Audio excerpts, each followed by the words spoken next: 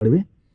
এখানে দেখো বেল্ট কাটা, ঠিক আছে, এখানে বেল্ট কাটা, এখানে বেল্টটা, এই বেল্টটা হচ্ছে অ্যাকচুয়ালি গাড়ির ঘুরছিল না ঠিকঠাকভাবে, হঠাৎ করে গাড়ির বেল্টটা কোনো কারণে স্লিপ খেয়ে গেছে, ঠিক আছে, স্লিপ খেয়ে গিয়ে গাড়ির বেল্টটা ঘুরছিল না। আর এই বেল্টটা লাগিয়েছে হচ্ছে যেখান থেকে আমি হচ্ছে আমার।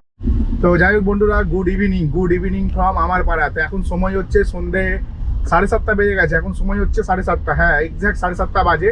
আর আমি সন্ধ্যে 7:30 কাজে বেরোচ্ছি, তোমরা ঠিকই শুনছো, সন্ধ্যে 7:30 কাজে বেরোচ্ছি।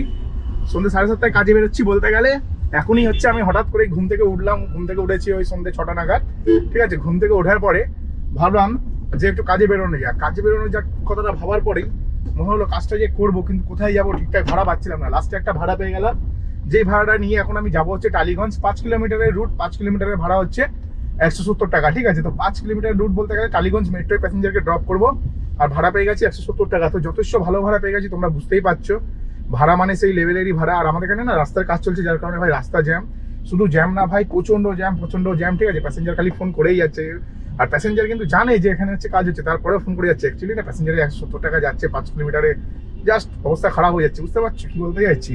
তো চলো প্যাসেঞ্জারকে পিক আপ করে নিয়ে তারপরে যখন আমি মানে টালিগঞ্জ মেট্রো স্টেশনে যাবো, তখন ওখান থেকে যখন ট্রিপ নেবো তখন তোমাদের সাথে আবার কথা বলবো। তো যেমনটা আমি তোমাদের বলেছিলাম, আমি চলে এসেছি ঠিক টালিগঞ্জ মেট্রো, জাস্ট আমার অপোজিটে টালিগঞ্জ মেট্রো। আমি ইউটার নিয়ে এই গলিতে দাঁড়িয়েছিলাম, টালিগঞ্জ যে পুলিশ কোয়ার্টার আছে, পুলিশ কোয়ার্টারের গলির ভেতরেই ছিলাম।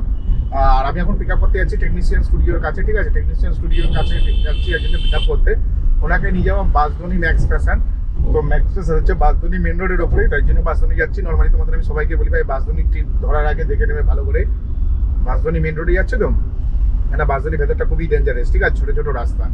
তো যাই হোক, এখন একটা ভালো ট্রিপ পেয়ে গেছি বলতে গেলে। 3 কিলোমিটার যাবে, 3 কিলোমিটার অ্যারাউন্ড হবে, ঠিক আছে। 3 কিলোমিটারে 140 টাকা ভাড়া নিচ্ছি, তো যথেষ্ট ভালো ভাড়া নিচ্ছি আশা করছি, ঠিক আছে। তো প্যাসেঞ্জারকে পিক আপ করার পরে বোঝা যাবে প্যাসেঞ্জারটা কীরকম। এবং আমি হচ্ছে এখান থেকে মানে কি বলবো, মানে আমি এখন টালিগঞ্জের মোড়ে দাঁড়িয়ে আছি, মানে টালিগঞ্জ মেট্রোর মোড়ে, ঠিক আছে। তো প্যাসেঞ্জারকে টেকনিশিয়ান স্টুডিওর পেছন দিক থেকে পিক আপ করবো, মানে টেকনিশিয়ান স্টুডিওর কাছে যে মানে একটা মিষ্টির দোকান আছে সেখান থেকে পিক আপ করবো। তো চলো প্যাসেঞ্জারকে পিক আপ করে নিই, নেক্সট ট্রিপ যখন নেবো তখন আবার তোমাদের সাথে কথা বলবো। তো যেমনটা আমি তোমাদের বলেছিলাম, আমি যাচ্ছি হচ্ছে বাসধনী ম্যাক্স ফ্যাশন। বাসধনী ম্যাক্স ফ্যাশন যে প্যাসেঞ্জারকে নামিয়েছি, প্যাসেঞ্জারটা একটু ইরিটেটেড টাইপের ছিল বলতে গেলে। ওনার যে লোকেশন ছিল, আমি ওনার লোকেশনে গেছি, খালি বলছে দাদা ব্যাকস্ক্রিন অফিস আছে, মানে ব্যাকস্ক্রিন অফিসে একটা আইসক্রিমের দোকান, ঠিক আছে। সেই আইসক্রিমের দোকানটা আমি খুঁজে পাইনি, তারপরে বলছে দাদা এখানে আসুন কাউকে জিজ্ঞাসা করুন। লাস্ট টাইম রেগে গেছিলাম, ভেবেছিলাম ক্যান্সেলই করে দেবো। সেই সময় উনি বললো আপনি কোন দিক দিয়ে যাবে, আমি বললাম আমি পেছন দিক দিয়ে যাবো, যেদিকে আমার গাড়ি আছে ওই দিক, যেদিকে মুখ আছে গাড়ি ওই দিক দিয়ে যাবো বলতে। তারপর উনি হেঁটে হেঁটে এলো আর কি, মানে কি বলো, মানে অ্যাকচুয়ালি টাকা দিচ্ছে তো, মানে টাকা দিচ্ছে বড় লোকেদের বড় বড় ব্যাপার, বুঝতে পারছো তো, এরকম একটা ব্যাপার। তো এখন হচ্ছে আমি ঠিক বাসধনীতে যে ম্যাক্স ফ্যাশনের যে উল্টো দিকে গলিটা আছে, সেই উল্টো দিকে গলির ভেতরে যাচ্ছে। আর এখন একজনকে পিক আপ করতে যাচ্ছি বলে বলতে গেলে এখন একটা ভালো ট্রিপ পেয়েছি, ভালো ট্রিপই বলা চলে, খারাপ বলবো না। কেন মহিলা 7 কিলোমিটারে 210 টাকায় 280 টাকা দিচ্ছে, তো যথেষ্ট ভালো ট্রিপ হবে। তো 7 কিলোমিটার 210 টাকায় 280 টাকা নিচ্ছে, সেরকম ভাই মোটামুটি আমি 1 কিলোমিটারের বেশি পিক আপ করতে যাই না, সেখানে 1.7 কিলোমিটার পিক আপ করতে যাচ্ছি, ঠিক আছে। 700 মিটার বেশি যাচ্ছি। 700 মিটার বেশি যাওয়ার পেছনে একটাই কারণ হচ্ছে আমি জানি আমার পয়সা উঠে যাবে, ঠিক আছে। আমি জানি আমার পয়সা উঠে যাবে, 700 মিটার যে বেশি যাচ্ছি পয়সা উঠে যাবে। কিন্তু আমার একটা ধারণা আছে, এটা হচ্ছে মানে আমি যেখানে যাবো সেটা হচ্ছে শখের বাজার, ঠিক আছে। শখের বাজার ওখান থেকে ট্রিপ পাবো বলে আমার মনে হয় না, তারপরেও আমি যাচ্ছি। কারণ ভাবলাম যে এমনিও না আজকে না বাজারটা দেখছি রাতেরবেলায়, মানে আজকে অ্যাকচুয়ালি বিয়ে বাড়ির আজকেরও দিন আছে, আজকে তো অনেক জায়গাতে বৌভাত হচ্ছে। কারণ একটা পুজো ছিল আগের দিন, যার কারণে অনেকেরই যারা ওই পুজোটা করে, ঠিক আছে, ওই দিন নিরামিষ আর কি। তো যার জন্য না অনেকেরই বউ ভাতটা আগের দিন হওয়ার কথা ছিল, আজকে থেকে তো পৌষ মাস পড়ে গেছে। তো আজকের থেকে মানে বিয়ে হয়ে গেছে আর কি, বউ ভাত হওয়ার কথা আর কি। তো এখন বিয়ে নেই কোনো, এখন হচ্ছে একটাই বউ ভাত বাকি আছে, যেটা আগের দিন অনেক জায়গায় 90% জায়গায় আগের দিন হয়ে গেছে। আজকে 10% জায়গায় হচ্ছে যারা নিরামিষ পালন করে, তো তারা হচ্ছে নিরামিষ পালন করার জন্য আগের দিন ওই বউ ভাত হতে পারিনি, তো তারা আজকে বউ ভাত করছে। ওই ক্যালকুলেশন করে বাড়ি গিয়ে ঘুমিয়ে পড়েছিলাম, ভেবেছিলাম ভাই আজকের উঠে মানে ঠিকঠাক আর্নিং করে নেবো ঘুম থেকে উঠে। কিন্তু আজকে দেখলাম ব্যবসার অবস্থা সন্ধ্যেবেলায় প্রচন্ড শোচনীয়। আমি মানে প্রায় 1 ঘন্টা বাড়িতে বসেছিলাম, তারপরেও ট্রিপ পাচ্ছিলাম না, ঠিক আছে, এরকমই শোচনীয়। তো দেখা যাক, এই প্যাসেঞ্জারটাকে নিয়ে শখের বাজারে যাই, শখের বাজারে যাওয়ার পরেই বুঝতে পারবো যে কিরকম কি হচ্ছে না হচ্ছে, তোমাদের জানাবো। তো তোমরা যেমন দেখছো এখানে হচ্ছে কালকে শখের বাজারে যে চণ্ডী মেলা আছে, চণ্ডী মেলা উদ্বোধন হবে। তো মেলাটি সব দোকানপাট বসা শুরু হয়ে গেছে। আর ওই পাটটা তোমাদের আমি দেখাতে পারিনি কারণ গাড়িতে প্যাসেঞ্জার ছিল, ঠিক আছে। তো সবাইকে আমি একটা আপডেট দিতে যাই, ভাই চণ্ডী মেলা হচ্ছে, তো খুব সাবধান, শখের বাজারের ভেতর দিকে ভাড়া নিতে গেলে একটু ভাবনা চিন্তা করে নেবে, কারণ ভাই চণ্ডী মেলা হচ্ছে, ঠিক আছে। চণ্ডী মেলা দেখতেই পাচ্ছি চারিদিকে দোকানপাট বসে গেছে। তো ওই দিক থেকে তো ভাই আসা যাচ্ছিল না, এতটা বাজে অবস্থা ছিল। তো চণ্ডী মেলাটা ভাই বছরে একবার হয়, আর কালকে উদ্বোধন আছে আর পরশুদিন সকালে পুজো আছে, ঠিক আছে। তো সেই ক্ষেত্রে ভাই চণ্ডী মেলাটা ভাই একটু মানে খুব দেখে শুনে আর কি যেতে হলে আর কি খুব দেখে শুনে সাবধানে যেতে হবে। তো আমি অ্যাকচুয়ালি এখন চলে এসেছি শিলপাড়ার কাছে। শিলপাড়ার কাছে বলতে গেলে তোমাদের যেমনটা বললাম শখের বাজার যাচ্ছে, আমি জানতাম যে শখের বাজার গেলে হয়তো আর ট্রিপ হবে না, আর ঠিক তাই হলো। আমার মুখের কথা ভাই মিলে গেল, কারণ আমি না একটা জিনিস দেখেছি, খেয়াল করে আমি মুখ দিয়ে যা বলি সেটা না মিলে যায়। তো যাই হোক, কোনো ব্যাপার না, হয়ে গেছে যাওয়া হওয়ার হয়ে গেছে, বাদ দাও। এখন হচ্ছে যদি তোমাদেরকে আমি বলি, মানে এই যে আমি চণ্ডী মেলার এদিকে এলাম, ঠিক আছে, একটু মানে বলবো যে লাভবান হয়েছি সেরকম কোনো ব্যাপার না ভাই। মানে ওই প্যাসেঞ্জারটা খুবই ভালো ছিল, খুব অসাধারণ প্যাসেঞ্জার ছিল। আর এখানে দেখো ভাই খাবারের দোকান বসেছে মেলাতে, ঠিক আছে। তো মেলার ভেতর দিয়ে আজকের দিনটা গাড়ি চালানো যাচ্ছে, কাল থেকে আর গাড়ি চালানো যাবে না। তো খুবই সাবধানে এখানে আসতে হবে, মানে খুব বুঝে বুঝে প্যাসেঞ্জার নিতে হবে, এরকম একটা ব্যাপার। তো এখন হচ্ছে এসে গেছি শিলপাড়ার মুখের কাছে। আর এই ভাই মনে হচ্ছে আমার জায়গা দিতে চাইছে না নাকি। তো এখন হচ্ছে মোটামুটি শিলপাড়াতে উঠে গেলাম। আর ট্রিপ ধরতে গেলে ট্রিপ ভরতে ট্রিপ ছিল, কিন্তু একটাও ট্রিপ নেওয়ার মতন না, মানে সুইটেবল ট্রিপ না। আর ভাড়ার অ্যামাউন্ট অনেক কমে গেছে। আর যত রাত ভরে ভাই ভাড়ার অ্যামাউন্ট কমে যায়, তোমাদেরকে আমি বলেছি, যে যেমন পারে ভাই তেমন টাকায় নিয়ে চলে যায়। মানে কাস্টমার ওকে ভিক্ষে দিচ্ছে, বলছে দাদা ভিক্ষেও লাগবে না, আপনাকে আমি কাঁধে করে নিয়ে চলে যাবো, আপনি আমায় 10 টাকা দিন, 10 কিলোমিটার নিয়ে চলে যাবো, এরকম একটা ব্যাপার, ঠিক আছে। তো এরকমভাবেই মানে চালাতে হয়, রাতের বেলায় চালালে। তো আমি চলে এসেছি শিলপাড়ার মোড়। আর এখান থেকে এখনো অব্দি ট্রিপ দেখতে পাচ্ছি, যদি তোমাদের বলি খুব একটা ট্রিপ নেই, একদমই বেকার, ঠিক আছে, প্রচন্ড বেকার।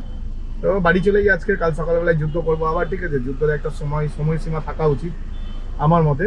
তো এখন সময় হয়ে গেছে ভাই রাত্রি 9:30, আর আমি দাঁড়িয়ে আছি শিলপাড়ায়, ঠিক আছে। রাত্রি 9:30 সময় দাঁড়িয়ে আছি শিলপাড়া। অপোজিটে দেখো সিগন্যালটা দেখলে, মন জিনিসটা দেখলে বুঝতে পারবে এটা শিলপাড়া। আর ওপর দিকে তো মেট্রোর ফ্লাইওভার দেখতেই পাচ্ছ। তো এখন হচ্ছে বাড়ির দিকে যাওয়ার সিদ্ধান্ত নিয়ে নিয়েছি, এখন সোজা চলে যাবো বাড়ির দিকে।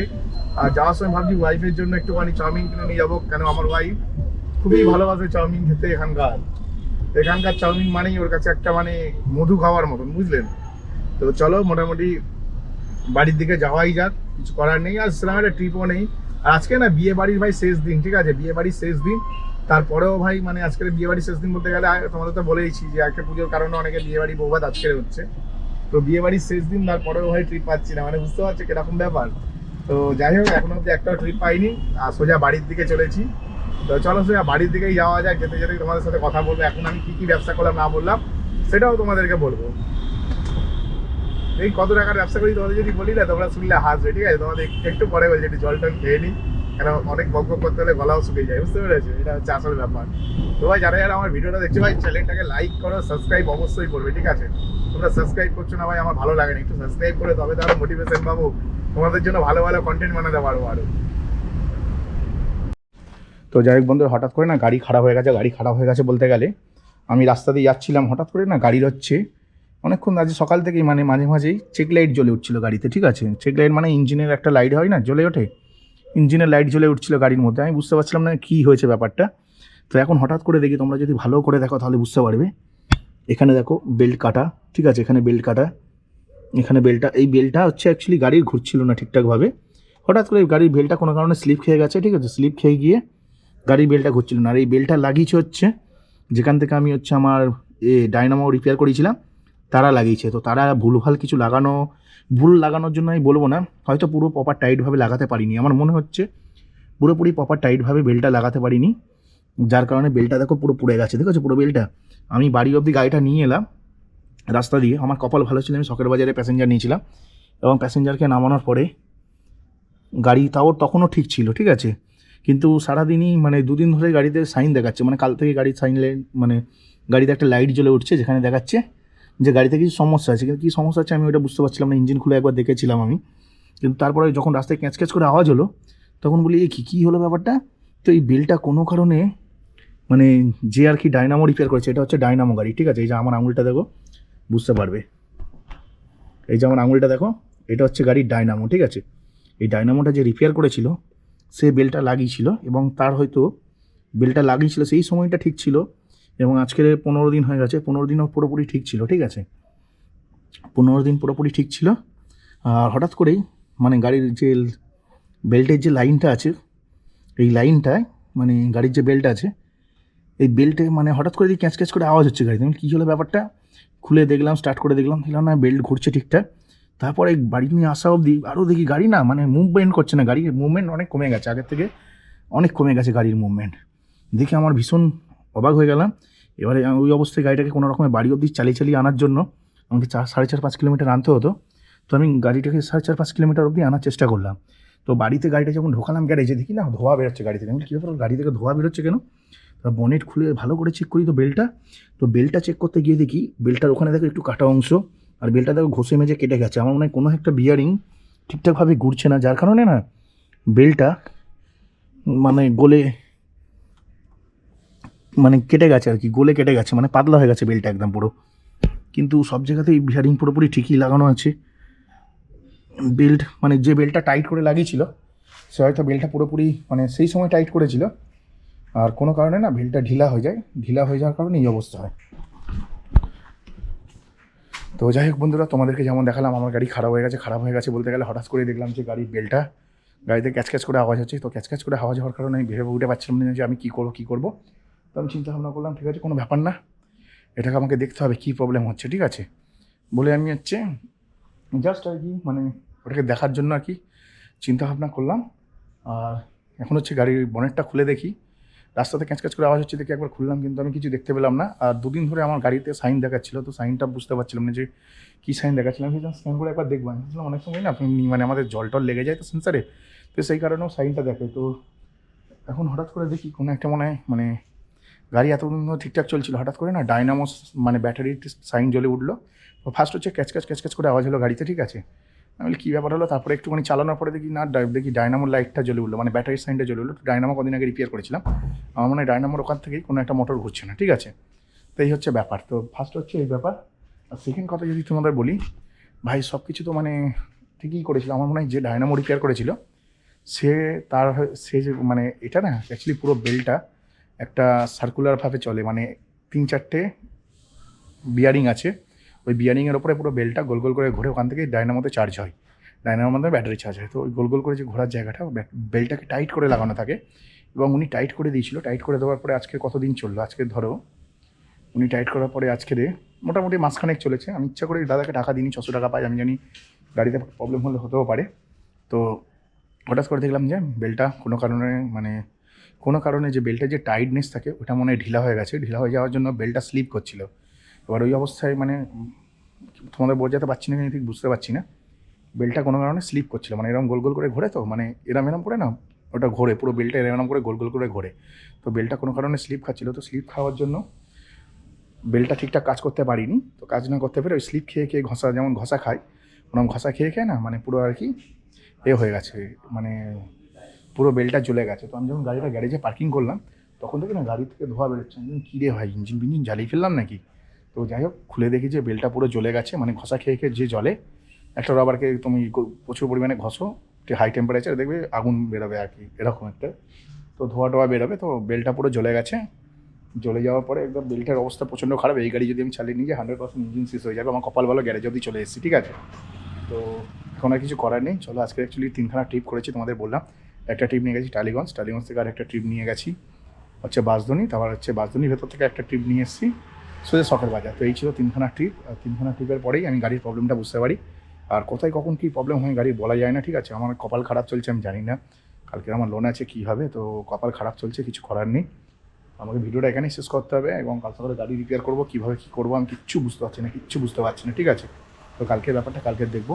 তো চলো ভিডিওটা এখানেই শেষ করলাম। ভিডিওটি যদি ভালো লাগে চ্যানেলটিকে লাইক করবে, সাবস্ক্রাইব অবশ্যই করবে। চলো টাটা, বাই বাই।